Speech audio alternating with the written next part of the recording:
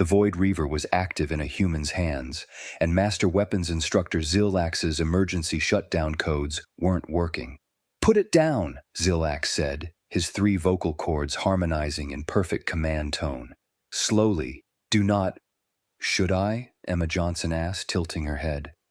The blade in her grip pulsed with energy that shouldn't exist outside containment, because it's making this weird humming noise and I don't want to drop it if that's bad. Station Commander Kelthos burst through the vault door, saw the active Void Reaver, and immediately triggered the facility-wide evacuation protocol. Sirens screamed across the Combat Academy station.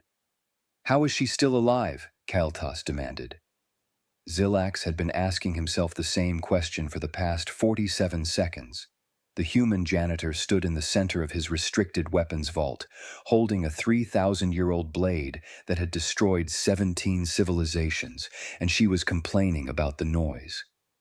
According to YouTube analytics, 99.6% of viewers are not subscribed. That's a huge number.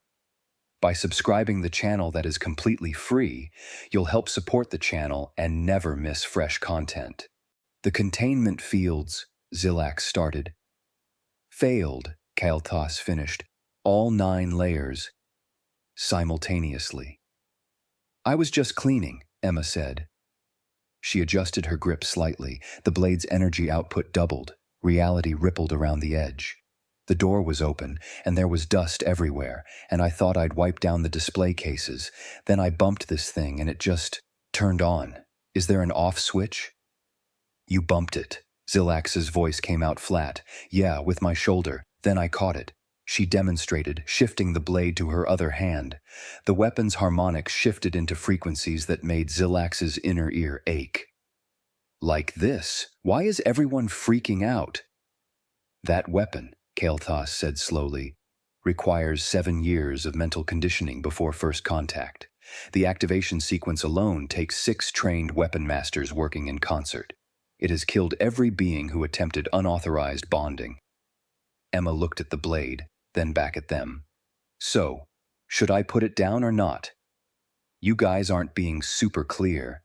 The temperature in the vault dropped 15 degrees. Frost formed on the walls. "Don't move," Zilax said.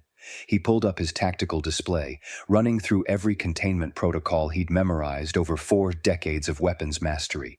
Every single option was marked "failed" in red text.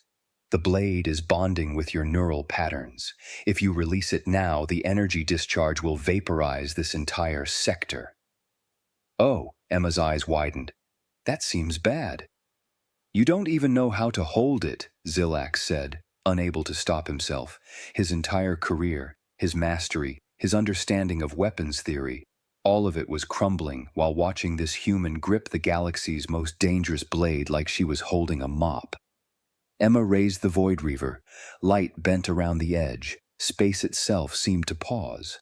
Zilax forgot to breathe. The blade moved through an arc that violated 6 fundamental principles of combat doctrine. Energy trails followed the path, cutting reality into ribbons. Emma stopped mid-swing, looking confused. "Like this?" she asked. "This feels more natural than what you showed in that poster." She pointed with her free hand at the instructional diagram on the wall, the one showing the proper Void Reaver stance, a position that had taken the greatest weapon masters in galactic history 3 centuries to perfect. "You looked at the diagram," Zilax said weakly. "I mean, yeah."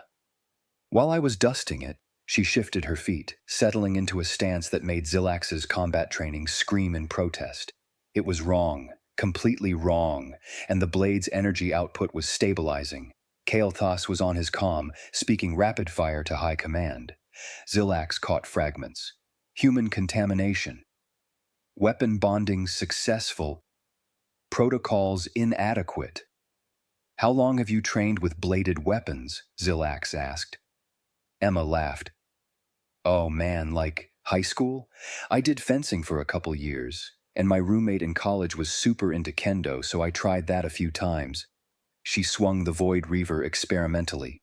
Dimensional tiers opened and sealed in microseconds. "This is way heavier, though, and the balance is weird." "Fencing. High school. A few times. The Void Reaver, responding to her movements, began cycling through harmonics that Zilax had only read about in classified texts. Harmonics that required master-level consciousness integration to achieve. Vex Thul is inbound, Kael'thas announced. ETA 30 seconds. Good, Zilax muttered. He can explain why physics is broken. Emma was studying the blade now, turning it to catch the light. Each rotation sent waves of energy cascading through the vault's dimensional anchors. It's actually really pretty. Is this a real weapon or like a ceremonial thing? It destroyed the Kelvan Empire in 4 minutes, Zilax said. Oh. Emma looked at the blade with new respect. Then she grinned. Cool. Vex Thul materialized via emergency transport, took one look at the scene, and immediately began reciting death prayers. Stop that, Kael'thas snapped. She's stable. She's human, Vex Thul said, with the Void Reaver. Active. This is... His translator struggled. There isn't a word for how impossible this is. Yeah, I'm getting that impression, Emma said. She'd relaxed her grip slightly, settling into what Zilax recognized with horror as a neutral-ready position. Not the formal academy neutral stance, something more organic, efficient. So are we just going to stand here, or are you guys going to tell me how to turn this thing off? Zilax pulled up the traditional disengagement sequence on his display. The proper method requires... Wait, Emma interrupted. Can I see that? She squinted at his screen. Okay, so you want me to stand like that? She attempted the first position of disengagement, her body moving into an approximation of the formal stance. The Void Reaver screamed. Energy exploded outward. Vex Thul threw up a hasty shield that shattered instantly. Kael'thas dove behind a containment pillar. Zilax felt the wave pass through him, his neural pathways burning with feedback. Emma dropped the stance immediately. Okay, not like that. Got it. The blade settled back into its previous humming harmony. Reality stopped fragmenting. What? Vex Thul whispered. Did you just do? I tried doing what the picture showed, Emma said, but it felt wrong, and then everything went crazy, so I stopped. Felt wrong. The first position of disengagement was mathematically perfect, thousands of years of refinement, every angle calculated for optimal energy dispersal, every muscle group engaged according to precise biomechanical formulae, and a human janitor said it felt wrong. High Command has dispatched weapons specialist Azila, Kael'thas announced, his voice shaking slightly. She'll be here in 6 minutes. Cool, Emma said. Can I sit down? My arms are getting tired. No, all 3 aliens shouted simultaneously. Emma sighed. Fine, but someone should probably explain what's happening, because from my perspective I picked up a sword, it turned on, and now everyone's acting like I started a war. Zilax studied her stance. She'd unconsciously shifted her weight to her back leg.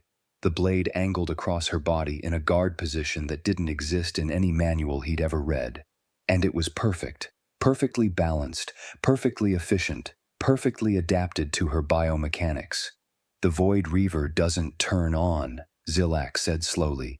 It bonds. It reads neural patterns, matches consciousness frequencies, and integrates with the wielder's combat philosophy. The bonding process typically takes 4 months of careful synchronization. Huh, Emma said. I just touched it. Yes, that's the problem. Vex Thul was scanning her with every instrument available. Commander, her brainwave patterns are... They're rewriting the weapon's base protocols. This isn't supposed to be possible. The Void Reaver has fixed parameters. 7,000 years of fixed parameters. Maybe it was bored, Emma suggested. Then she laughed. Sorry, that was dumb. Probably not the time for jokes.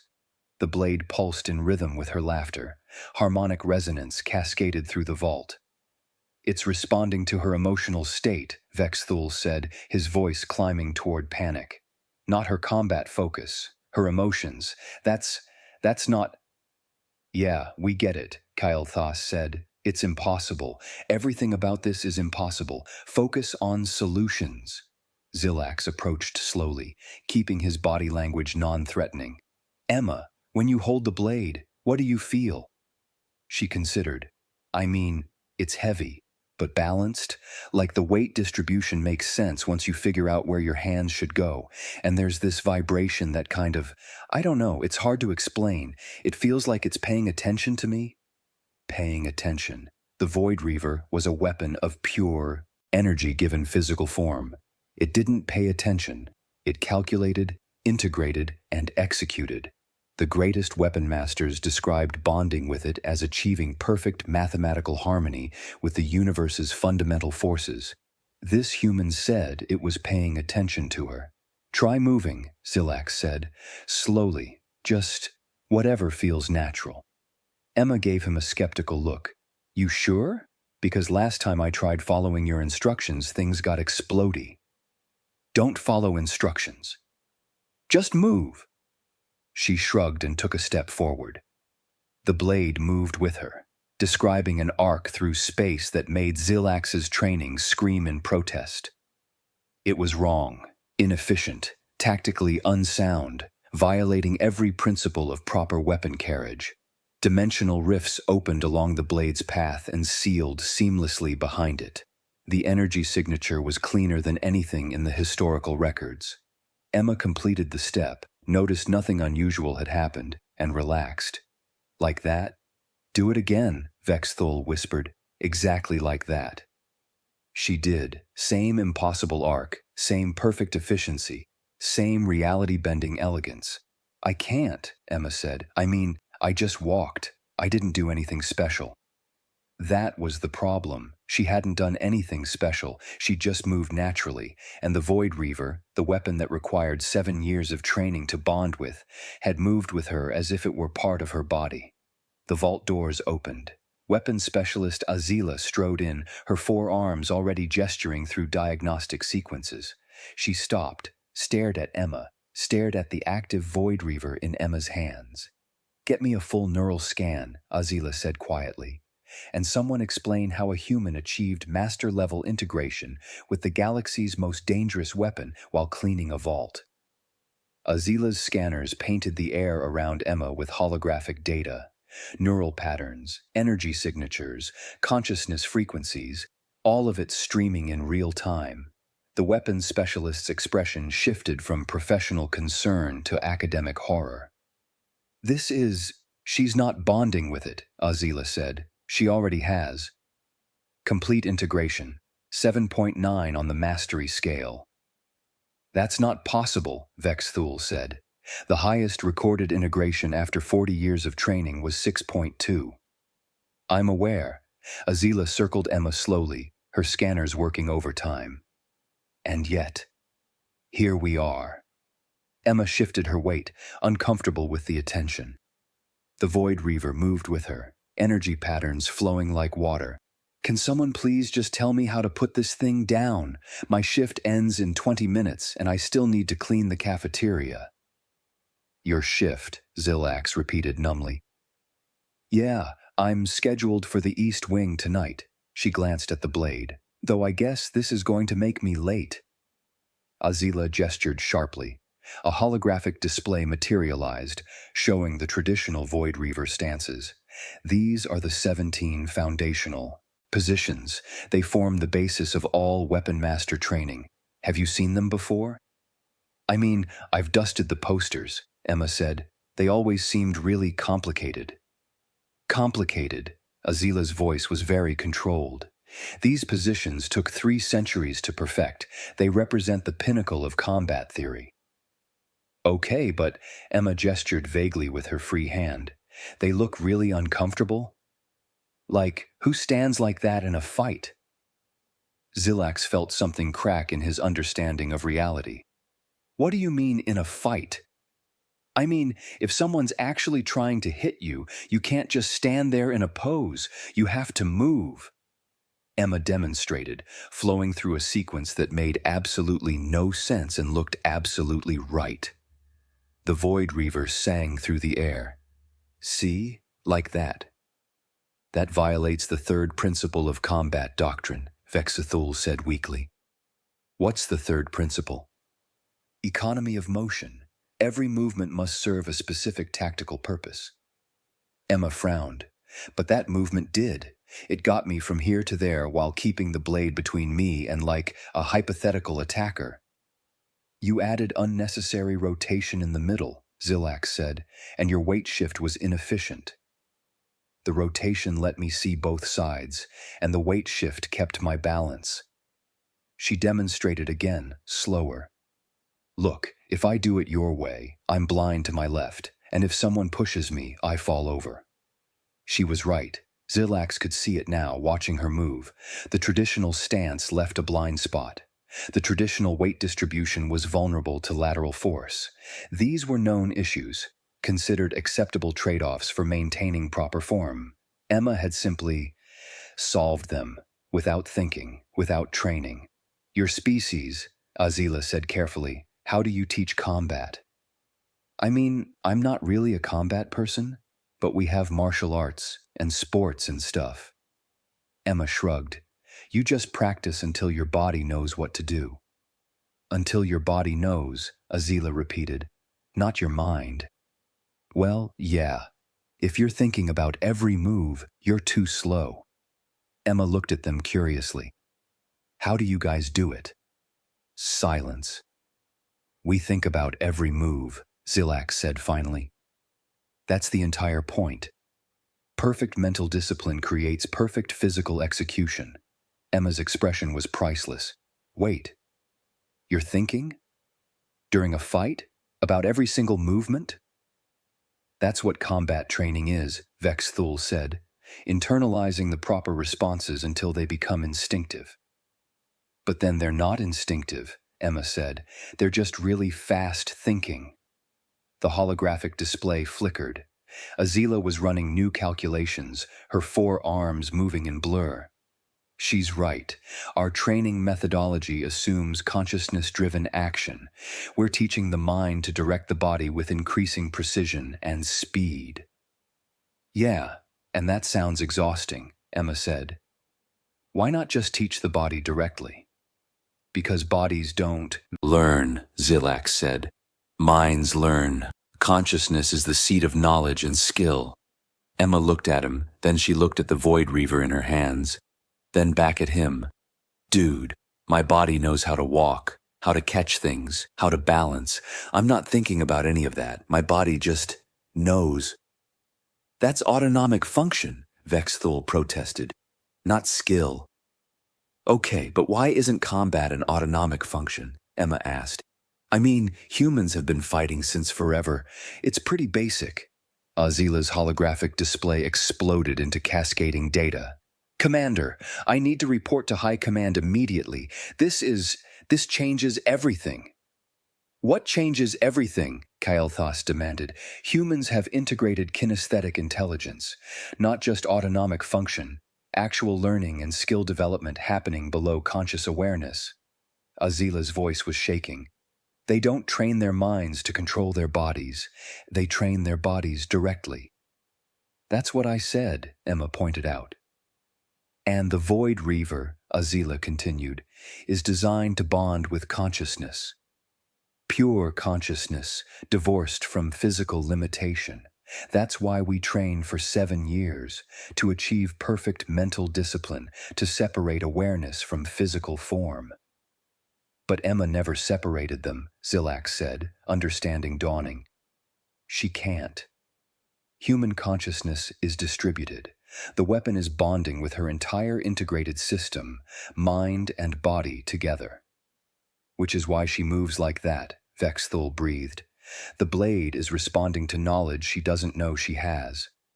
Emma waved her free hand. I'm right here, and I'm getting like 10% of this conversation. Your species, Azila said, turning to face her fully, naturally possesses what we spend decades trying to achieve. You are integrated combat systems, all of you. I mean, I guess, Emma said, if you say so. Show me something, Zilak said suddenly. Any combat technique, anything you learned in your high school fencing. Emma hesitated. Then she moved. The Void Reaver became a line of light, energy and matter and consciousness flowing together. Emma's body knew the movement, had practiced it years ago in a gymnasium, had internalized it without thinking, and the blade, bonded to that deep kinesthetic knowledge, made it real. When she stopped, space was still reorganizing itself. "We thought the Void Reaver chose masters," Azila whispered. "We were wrong. It's been waiting for someone who didn't need to master it. Someone who could just use it." Emma looked at the blade in her hands. "So can I put it down now?" "Just put it down," Zilax said, slowly. Emma bent, placing the Void Reaver gently on its display stand. The blade hummed once, a sound almost like contentment, and deactivated. Everyone in the vault held their breath. Nothing exploded. "Huh," Emma said. "That was easier than expected." Azila's scanners were screaming alerts. "The weapon! It deactivated!" Because she intended it to. Not because of any protocol. It just did what she wanted. "Isn't that how tools work?" Emma asked. "No," all four aliens said simultaneously. Kael'thas was already on his comm again, speaking directly to High Command. Zilax caught fragments. Complete integration without training. Human kinesthetic intelligence. Galactic combat doctrine obsolete. That last one hit hard. "Emma," Azila said carefully, "your roommate, the one who did kendo, could she do this?" "I mean, probably. She was way better than me." Emma paused. "Why? Your sister, your friends, your family, do they have similar hobbies?" "Oh, sure. My brother does axe throwing on weekends. My sister's in a medieval sword-fighting league. Competitive, not like Renaissance fair stuff." Emma smiled. "It's surprisingly popular. There's a whole community." Zilax sat down heavily on a storage container. "There are communities of humans who practice ancient weapon combat, for fun." "Yeah, I mean, it's good exercise, and it's fun to hit things." Emma looked concerned. "Are you okay? You look kind of pale." "Well, paler than usual." "Your entire species," Vexthul said slowly, "has been maintaining combat training as recreational activity." "I wouldn't say entire species, just like a lot of people." Emma shrugged. "Some people do sports, some people do music, some people do martial arts. It's just stuff people do." "Just stuff people do," Azila repeated. She pulled up a galactic database, running searches. "Humans, population 7 billion. If even 1% maintains combat training as recreational activity." "That's 70 million natural weapon masters," Kael'thas finished quietly. The vault was very silent. "Wait," Emma said. "Are you saying other species don't do this? Nobody practices fighting for fun?" "Combat training is serious," Zilax explained. "Sacred. It requires dedication, discipline, and years of focused study. It's not recreational." "That sounds really boring," Emma said. Then, quickly, "I mean, I'm sure it's great for you guys. But humans like to play. We play fight as kids. We do sports that are basically organized combat. We create entire hobbies around weapons we don't even need anymore." She gestured at the Void Reaver. "I was terrible at fencing. Quit after 2 years. And apparently that was enough to bond with your super weapon." "Because you were training your body directly," Azila said, "building kinesthetic knowledge without conscious interference. Every sport, every game, every recreational activity, you were all developing distributed combat intelligence without realizing it." "Huh." Emma considered this. "Yeah, I guess dancing is kind of like fighting if you think about it. Balance, rhythm, spatial awareness." "Stop," Zilax said. "Please stop." Emma looked hurt. "Sorry, I just meant... No, I mean..." He stood up, pacing. "You're right. You're absolutely right. Dancing, sports, play, all of it is combat training disguised as entertainment. Your species has been accidentally maintaining universal combat readiness for your entire evolutionary history." Also on purpose sometimes, Emma pointed out. We did have a lot of wars. But you integrated the lessons, Azila breathed, into your culture, your recreation, your daily movement. While other species have to deliberately train, consciously practice, formally study, humans just live it. I feel like you're making this a bigger deal than it is, Emma said. Kael'thas ended his comm call. High Command wants a full report. They're also implementing new protocols. No humans near classified weapons without... He paused. Actually, they're not sure what the protocol should be. How do you supervise someone who can master a weapon by touching it? You could just ask us not to touch things, Emma suggested. We're pretty good at following rules when we understand why. Are you, though? Vexthul muttered. Okay, fair, Emma admitted. But if you explain this thing will destroy civilizations if activated, we'll generally leave it alone. Zilax looked at the Void Reaver, dormant and peaceful on its stand. She cleaned it. While it was bonded to her consciousness, she wiped it down. There was dust, Emma said defensively. It seemed polite. Polite. Zilax started laughing. He couldn't help it. 4 decades of weapons mastery, his entire understanding of combat theory, and a human janitor had cracked it in 40 minutes because it seemed polite to clean a bonded superweapon. Is he okay? Emma asked Azila. Professionally? No, none of us are. Azila was smiling, though. But personally, this is the most exciting discovery in galactic history. Your species is going to revolutionize how we understand combat. Cool, Emma said. Can I go clean the cafeteria now? The report took 3 hours. Emma had stayed for the first hour, answering questions about human recreational activities, educational systems, and cultural approaches to physical training. Then she'd pointed out that she really did need to clean the cafeteria, and Kael'thas had reluctantly let her go. Now Zilax stood in his office, reading the preliminary High Command response. New protocols were being implemented across the galaxy. Weapons facilities were being updated. Human-compatible security measures were being designed, though nobody was sure what those would look like. It's not a security problem, Azila had argued. It's a paradigm problem. We've been approaching weapon mastery wrong for thousands of years. Zilax had to agree. He pulled up his teaching materials, looking at the formal stances with new eyes. All that mathematical perfection, all that conscious control, they'd been forcing their students to fight their own bodies, to separate mind and form, to achieve what they thought was pure technique. And humans just moved, trusted their bodies, integrated everything into one fluid system. Daukar chimed. Emma poked her head in, carrying her cleaning cart. Hey, sorry to bother you. I need to do your office. Is now a bad time? Zilax waved her in. He watched as she moved around the space, economical and efficient, every movement balanced, centered, graceful. She was carrying a mop like a staff weapon and didn't even realize it. Can I ask you something? He said. Sure. Emma sprayed cleaner on his desk. When you picked up the Void Reaver, what did you feel? She paused, thinking. Honestly, I felt like I was holding something important, something that should be respected. So I tried to hold it carefully. Not power, not fear. I mean, I was definitely scared when you all started freaking out, she grinned. But the blade itself, it just felt like a tool, a really fancy, dangerous tool, but still just a tool.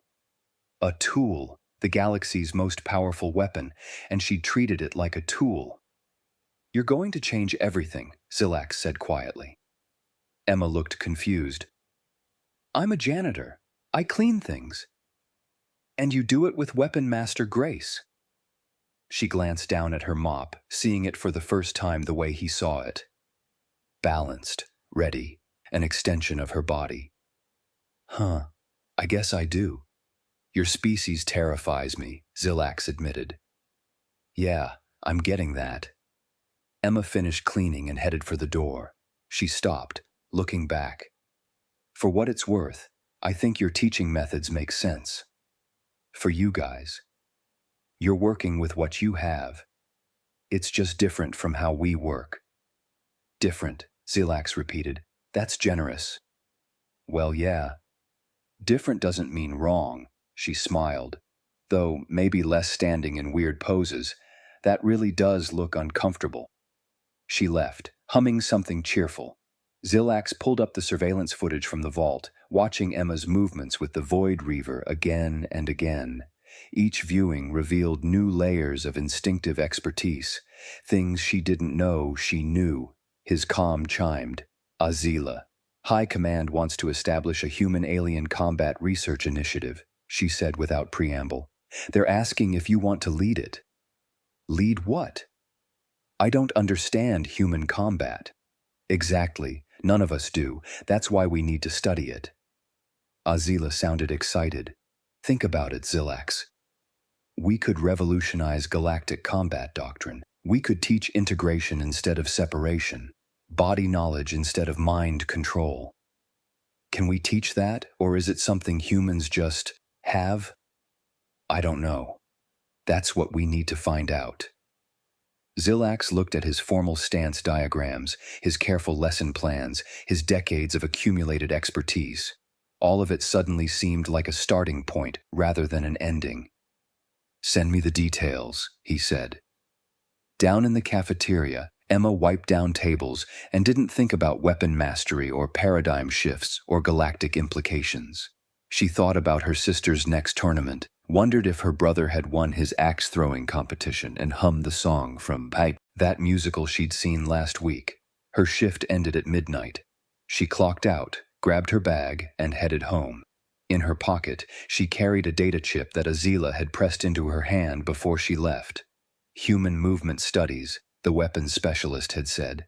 We'd like to record you, doing normal things, if you're willing. Emma had agreed. It seemed harmless enough. She didn't know that the footage on that data chip would become the most studied material in galactic history.